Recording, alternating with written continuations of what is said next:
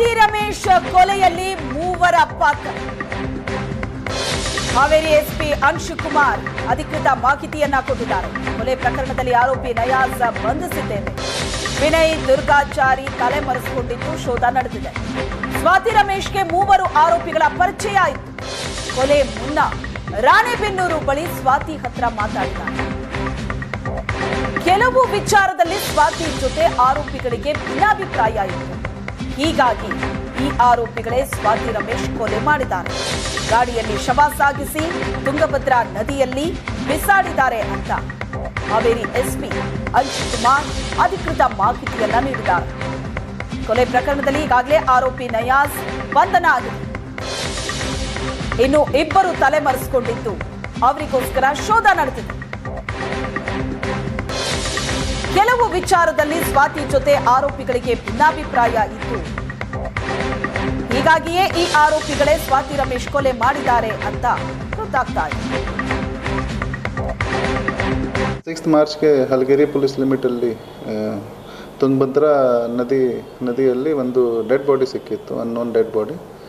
ಆದ ನಂತರ ಇದು ಪೋಸ್ಟ್ ಮಾರ್ಟಮ್ ನಂತರ ಇದು ಮರ್ಡರ್ ಇದೆ ಈ ಥರ ರಿಪೋರ್ಟ್ ಬಂದಿತ್ತು.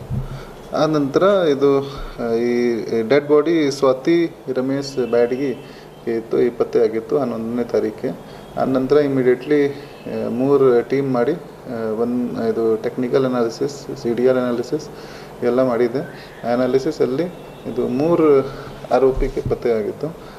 ಒಬ್ಬ ಇದು ನಯಾಜ್, ಒಂದು ವಿನಾಯಕ್, ಒಂದು ದುರ್ಗಾಚಾರಿ. ಈ 3 ಜನ 3ನೇ ತಾರೀಕಿಗೆ ಈ ಸ್ವಾತಿಗೆ ಇದು ರಾಣೆಬೆನ್ನೂರು ಕಡೆ ತಗೊಳ್ಳಿ ಮತ್ತು ಅಲ್ಲಿ ಮಾತಾಡಿದರು ಮತ್ತು ಕೆಲವು ವಿಷಯ ಬಗ್ಗೆ ಇದು ಇಶ್ಯೂ ಆಗಿತ್ತು. ಆದ ನಂತರ ಇದು 3 ಜನ ಇದು ಮರ್ಡರ್ ಮಾಡಿ ಇದು ಒಂದು ಗಾಡಿಯಿಂದ ಇದು ಡೆಡ್ ಬಾಡಿಗೆ ತಗೊಳ್ಳಿ ಇದು ಹಲಗೇರಿ ಪೊಲೀಸ್ ಲಿಮಿಟಲ್ಲಿ ಅಲ್ಲಿ ತಗೊಳ್ಳಿ ಹೋಗಿದ್ದರು ಮತ್ತು ತುಂಗಭದ್ರಾ ನದಿಯಲ್ಲಿ ಬಾಡಿ ಡಿಸ್ಪೋಸ್ ಮಾಡಿದರು.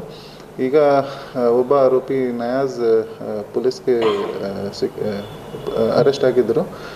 ಇನ್ನಿಬ್ಬರು ಜನ ಅಬ್ಸ್ಕಾಂಡಿಂಗ್ ಇದ್ದಾರೆ. 2 ಟೀಮ್ ಮಾಡಿದೆ. ಅವನಿಗೆ ಬೇಗ ಅರೆಸ್ಟ್ ಮಾಡಿ ಜೈಲಿಗೆ ಕಳಿಸ್ತೇನೆ. 6 ಮಾರ್ಚ್